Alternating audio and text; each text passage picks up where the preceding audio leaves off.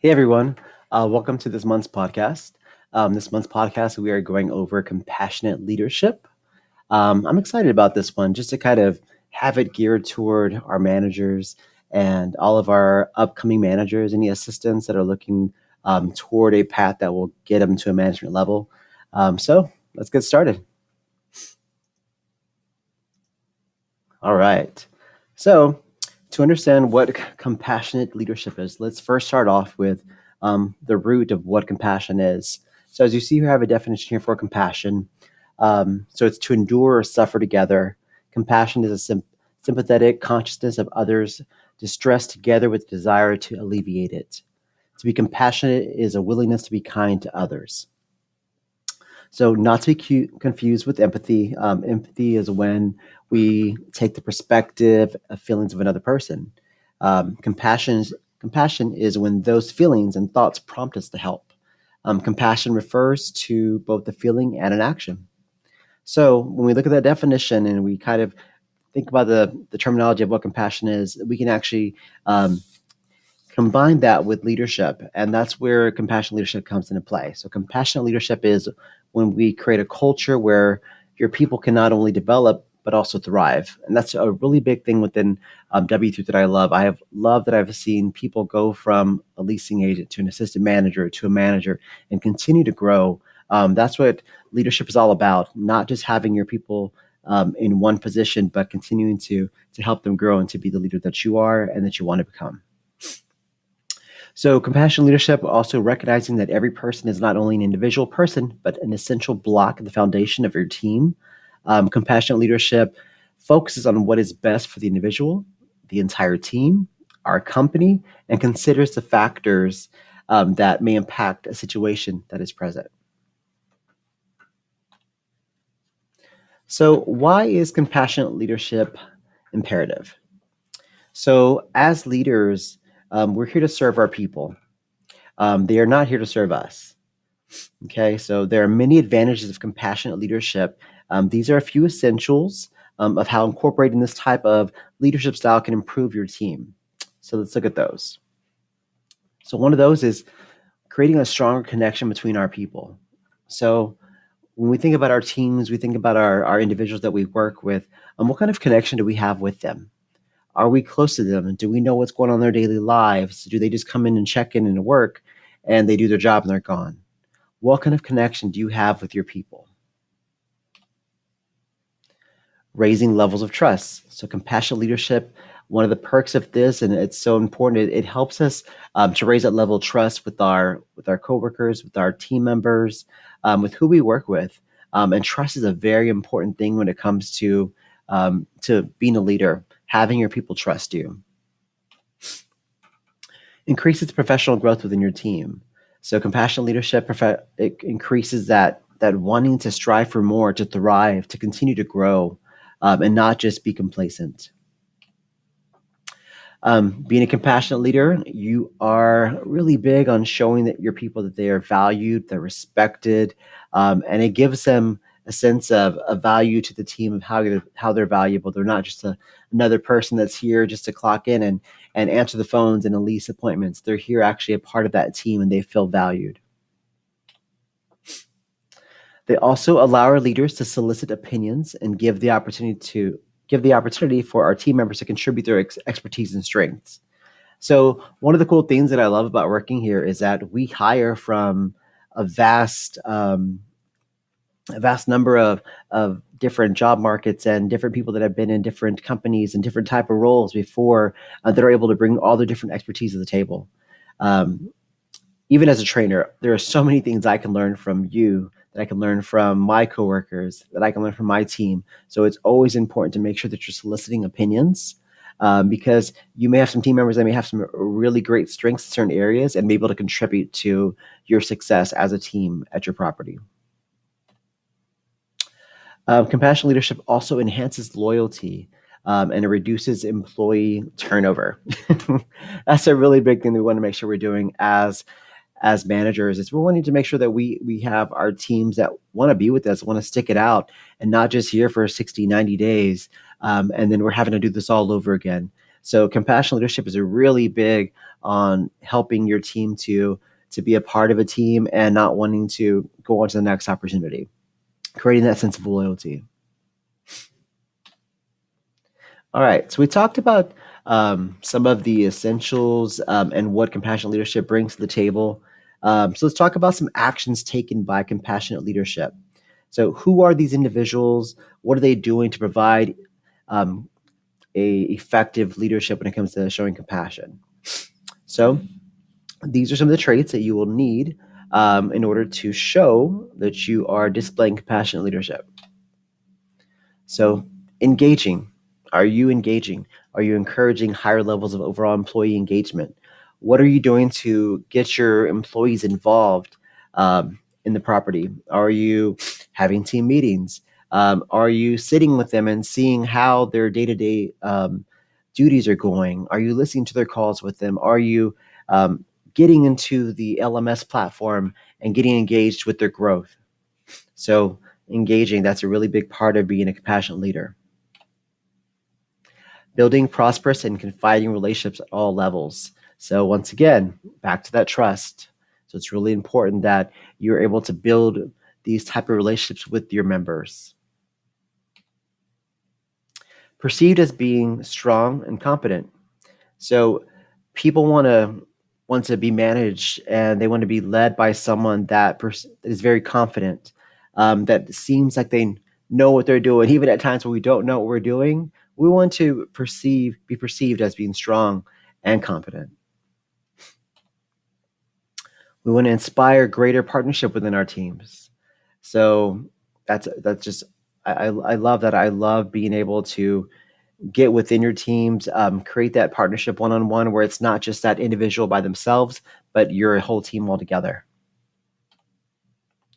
Contribute to higher employee retention. What are you doing to contribute to higher employee retention?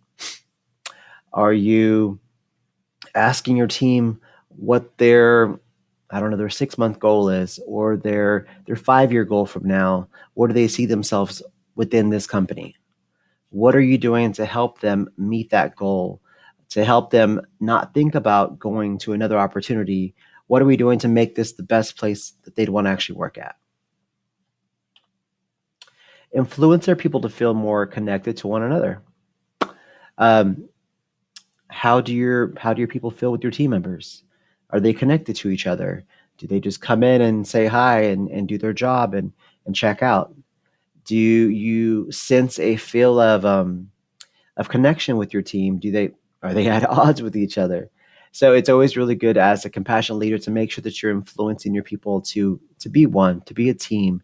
If there's something that's going on, that you're able to discern that and actually work on that. Create a workplace where employees feel a sense of commitment to their team. How committed are your employees to you as a manager?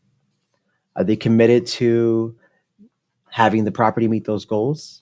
Are they committed to making you look good? I remember one thing that I've always remembered, as a person in my younger career was always making sure I wanted to make my boss look good. I always thought that was such a great kind of rule to follow. If I'm doing my job, am I making them look good? Then they're seeing a sense of commitment that I have toward them and how much respect I have toward them as a leader. All right. So we talked about who these individuals are, what those traits are. Um, how can we initiate compassionate leadership? What can we do to initiate and start that process? So once again, we talked about helping your people develop. Ask yourself, what are my people doing under my leadership? So as people are they growing? Are they developing? Are they thriving? What are you doing to help your people personally grow? So that could be using the LMS more, assigning them courses in there. We have some great leadership courses, some Management 101, Management 102 courses that you can actually um, assign yourself. Maybe even signing them up for outside classes that they can actually take a part of, or finding some YouTube videos that you can actually go over with your team on how to develop certain things, how to react to maybe bad customers and so on. So, what are we doing to develop our people? What are we doing to help them grow? Help people solve their problems. Using compassion and empathy, put yourself in their shoes and help them solve the problem. So that's a really big one when it comes to being a compassionate leadership. It's not just being stern and in control and strict as a manager. It's actually showing that you care. You're going to have someone that's going to go a lot farther for you, going to be a lot more loyal for you when you actually put yourself in their shoes, show that compassion, and show that empathy. Using compassionate words. So words have power. We all know that. So words can lift people up. They can tear people down. So make sure that you always think before you speak. Use your words effectively. Prioritize compassion in the way we talk. One of the things that I've always learned is when we talk, we reveal our true motivations. The way we communicate reveals our motivations and reveals how we feel about other people. So, how you're communicating, the words you're saying are showing them how you truly feel about them. By you having a stern, not care personality, you're letting them know that you really don't care. So it's really important to make sure that you take a deep breath when you respond. Think about what you're going to say and communicate effectively. When speaking to our team members, it's important to watch how we express our frustration. We cannot project onto our team the way we do things and expect them to do the same. With a lot of our properties, there's so much of a hustle and bustle going on. There is so much of this that can be frustrating, this that we have on our plate, this timeline, and the stress can be overwhelming at sometimes. And we have to make sure that we know that the way we communicate to our people, we're not unloading that stress or that attitude or what's affecting you personally onto them. And always remember, we can't project our teams to work the way we do. We can help train them and guide them and show them shortcuts and things that work best, but not everybody's going to work the same. So we can't expect them and to work and do the exact same things that you do. Cultivate compassion through our actions. Amazing workplaces use a put our people first type of culture. All right, so I think we showed that a lot this past year during the pandemic. The whole put our people first type of culture when it came to closing down certain amenities, making sure that we were careful, getting temp checks in the office, supplying masks. There were so many things I feel like we did that stepped up to the plate to put our people first. So that's going to be something that's going to be that you could also incorporate into your mini property. Think as your property as your own mini company, yet you're still following your parent company. So what can you do to cultivate compassion through your actions? How can you put your people first? All right, listen and learn. As a leader, we do not always know it all. So, like we said earlier, solicit your people for their opinions, give them the opportunity to contribute their expertise and strengths. Being stubborn or thinking you know it all, um, it kills all the compassion. Um, so, the whole know it all attitude as a leader, that's something that we always have to make sure that we are, take that hat off, not doing that. That's not going to work. We are a team. That's a whole. There's no I in team, correct? So yeah, so you want to make sure that you solicit from your team members their opinions and actually pull their strengths in and get their expertise. All right. So last but not least, showing compassionate leadership. So I want to leave you with a few best practices when it comes to compassionate leadership. All right. Before taking action, a few of these practices are likely to make a positive difference. So there is reflect. Think about think about your people's greatest concerns and fears and what is most likely to motivate and demotivate them and how much you know about them as individuals and about their circumstances. So really get to know your people.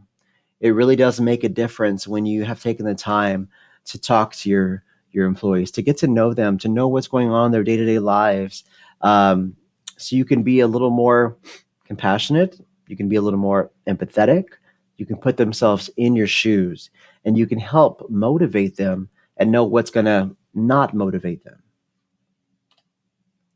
Articulate during challenging times in particular. Provide facts and certainty. Don't feed speculation or negativity. Play the role of facilitator, making sure that others have their voice without any one person dominating the virtual room. So this could be, you can have a Zoom meeting together. In some cases, you can have your Monday morning meetings, where everybody's all together, sharing their opinions, sharing their thoughts, sharing their views. Um, Use collective pronouns and first names as much as possible. Try not to impersonalize the narrative. Focus on a relationship and people first. Check in with people, ask how they're doing and what they need rather than going straight to the checklist. So it's really important to make sure that you understand what's important to them during any challenging times. Sustain. Provide structure and meaningful tasks as much as possible. Keep people busy, feeling that they're contributing meaningful to the team. Encourage, foster collaboration and engagement as much as possible. Technology can enable this quite effectively. Think at the level of the individual. Some will prefer to work with other colleagues. Some will prefer their autonomy. Ensure that everyone is kept in the loop and that blind spots of communication, content, and timing do not occur. So think about everything that you can do to sustain your communication, to sustain your positiveness within the team, and how you can use technology effectively as well. Like we talked about, you can use the LMS, you can do group emails, you can do things to kind of make sure that you're communicating and meeting everyone's need when it comes to that communication and that contribution to the team. All right. Well, at this point, I am looking forward to hearing from some experts. So, I have had the pleasure of getting together a few of our great managers here at W3, and that'll be our next part of our podcast. We're going to go ahead and interview them and get what their feeling is on compassionate leadership and how it can be effective. Thank you, guys.